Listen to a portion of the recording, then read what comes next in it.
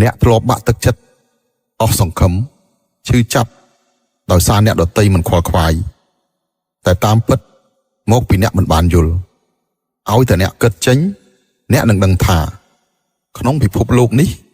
អ្នកគឺជាអ្នកឈឺចាប់គឺឈឺចាប់ខ្លួនឯងអ្នកនឿយហត់គឺនឿយហត់ខ្លួនឯងទោះបីមាននរណាម្នាក់អាណិតអ្នកតើវាអាចជួយអ្វីបាននោះនៅទីបំផុត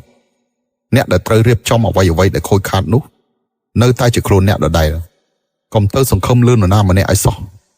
ពេលដែលគ្មានពន្លឺសូម្បីតែស្រមោលក៏នឹងចាក់ចេញពីអ្នកដែរការពឹងផ្អែកលើខ្លួនឯងគឺជាកម្លាំងចិត្តដ៏ធំបំផុតរបស់អ្នកមនុស្សខ្លះយើងអាចរំពឹងតែមិនអាចពឹងផ្អែកបានទេមានតែអ្នកដែលអាចស៊ូទ្រាំនឹងភាពឯកោនៃការមិនអើពើបានទើបសមនឹងទទួលបានកំណាព្យនិងដំណើរនៃអនាគតដ៏វែងឆ្ងាយតាមពិតអ្នកដែលនៅជាមួយអ្នកជានិច្ចនោះគឺជាខ្លួនអ្នកដ៏អស្ចារ្យនោះឯងពាក្យចាស់ពោលថា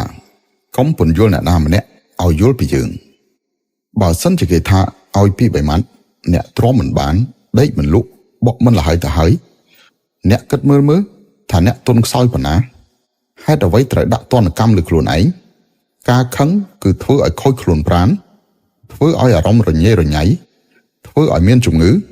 ធ្វើឲ្យខ្លួនឯងអន់ជាងគេបើអ្នកខឹង1នាទីអ្នកនឹងធ្វើបាបខ្លួនឯងបើអ្នកខឹង1ម៉ោងប៉ះពាល់ដល់ចំណង់អាហារកុំយករឿងមិនសំខាន់ទៅរំខានមនុស្សសំខាន់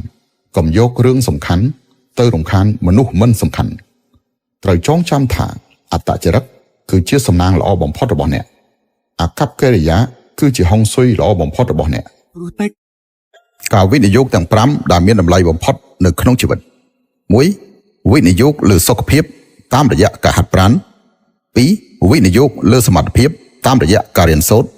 3. វិនិយោគលើទំនាក់ទំនងតាមរយៈភាពស្មោះត្រង់ពីចិត្ត 4. វិនិយោគលើរូបរាងតាមរយៈការមានវិន័យលើខ្លួនឯង 5. វិនិយោគលើចរិតលក្ខណៈតាមរយៈភាពសប្បុរសពេលអ្នកធ្លាក់ខ្លួនគឺជាឱកាសដ៏ល្អបំផុតមិនត្រូវគិតតែពីរឿងអវិជ្ជមាននោះទេត្រូវតែចេះចាប់យកឱកាសព្រោះពិភពលោករបស់អ្នកពេលនេះគឺអ្វីពិតទាំងអស់អ្នកដែលជេរអ្នកមើលងាយអ្នករអ៊ូរទាំចំពោះអ្នកឬស្រឡាញ់យកចិត្តទុកដាក់ជួយជ្រោមជ្រែងចំពោះអ្នកពួកគេលែងចាំបាច់សម្ដែងទៀតហើយ